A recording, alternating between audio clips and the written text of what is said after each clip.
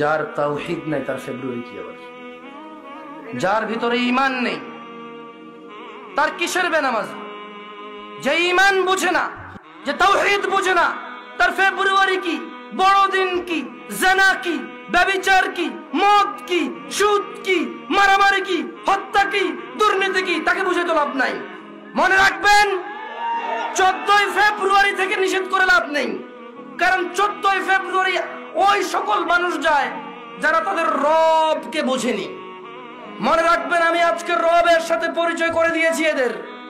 এরা যদি মনে করে 14 ফেব্রুয়ারি যাবে আর ওদের মৃত্যু হবে ওই অবস্থায়, আর তাদের কোন ওলি মুর্শিদ আছে যে তাদের কবরে যাবে 14 ফেব্রুয়ারির ওই ও নষ্টপনা নোংরা এবং অশ্লীলতার ওখানে গিয়ে তাদের কবরে গিয়ে কেউ তাদের রক্ষা করবে, ওলি আর মুর্শিদা আছে, আমি আর আপনি কি করতে পারি? এখানে দেখা যাবে সেদিন, যেদিন বিচার হবে, মানুষ আল্লাহর সামনে আসবে এককভাবে, একা একা।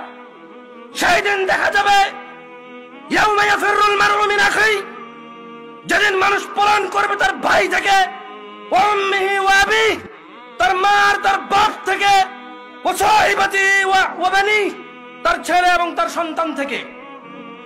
সেই দিন দেখা যাবে যে তার 14 ফেব্রুয়ারি তার আইডলরা, তার সিনেমার নায়করা, তার রাতের আনন্দের গায়করা, তার চোখের সন্তুষ্টির গায়িকারা নায়িকারা তাকে কতটুকু উপকার করে।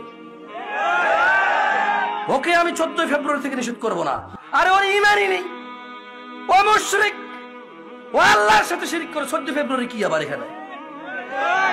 কোন মুসলমান যে আল্লাহকে সম্মান করে সে যেতে পারে না সব জায়গায়।